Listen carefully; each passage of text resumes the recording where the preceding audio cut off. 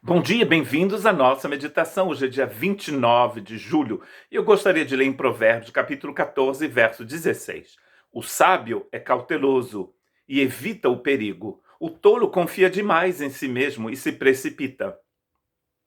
A tentação é algo terrível porque ela vai utilizar um meio eficaz para nos pegar, para nos prender. E muitas das vezes você vai passar a vida toda lutando contra um pecado, simplesmente porque um dia você entrou por um caminho tortuoso e deu brecha, né, como se diz, e deixou aquela coisa, aquele mal entrar na sua vida. O que esse texto está dizendo, utilizando o mesmo verbo que utiliza para o temor do Senhor, é que a pessoa que tem esse temor do Senhor evita o perigo. Ao invés de entrar por um caminho tortuoso, ele vai passar por outro caminho. Aquela pessoa insensata, ela se precipita porque ela confia demais em si mesma. A importância de termos esse temor para termos a humildade de dizer: eu não sou forte, tão forte assim para enfrentar esta situação. No Antigo Testamento tem muitos exemplos de pessoas que não vigiaram, na verdade, não tiveram o temor e entraram por situações impossíveis e difíceis, como foi o caso de Sansão e de Davi. O texto de Juízes, capítulo 16, nos diz que Sansão se apaixonou por uma mulher da Filistia.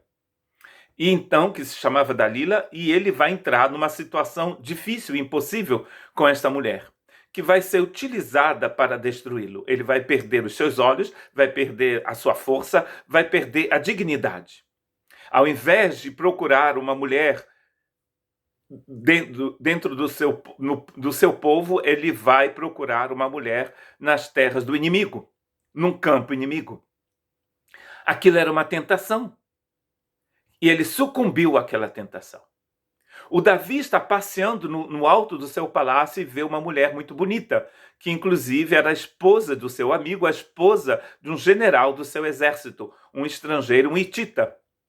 E ele vai se apaixonar por esta mulher, vai chamar a mulher para o seu palácio e vai ter uma relação com ela. A mulher vai ficar grávida, Deus vai intervir, a criança vai morrer, o reino será dividido por causa deste pecado, a família de Davi vai sofrer terríveis consequências por causa deste erro. O temor do Senhor é se afastar do mal, na verdade, não encarar o mal. Eu moro aqui às margens de um grande rio que se chama Adur, que deságua aqui no Golfo de Gascogne, no Oceano Atlântico, e a uma determinada época do ano, as margens desse rio ficam cheias de pescadores, porque é um rio onde os salmões entram por este rio para ir se procriar nos Pirineus. Então, quando você vai à pesca, se você mora perto de um rio, perto de um lago ou do oceano, você vai utilizar uma isca, e aquela isca o peixe vai ser confundido com aquela coisa. O peixe pensa que aquilo é comida, mas é perigo. É a mesma coisa que a tentação faz. É o que nos diz Tiago. Ele usa uma coisa que vai vai confundir a nossa mente. É por isso que é importante fugirmos. O conselho que Paulo nos dá em Efésios capítulo 6, verso 17, tomai também o capacete da salvação e a espada do Espírito, que é a palavra de Deus. O conselho de Cristo vai ser o mesmo. Quando Cristo é tentado no deserto, ele vai utilizar a espada do Espírito. Ele vai utilizar a palavra de Deus no momento certo para combater a tentação. Se você é o Filho de Deus, transforma essas pedras em pães. E Jesus vai dizer, mas não só de pão viverá o homem. Deus nos deu a força necessária para fugirmos da tentação.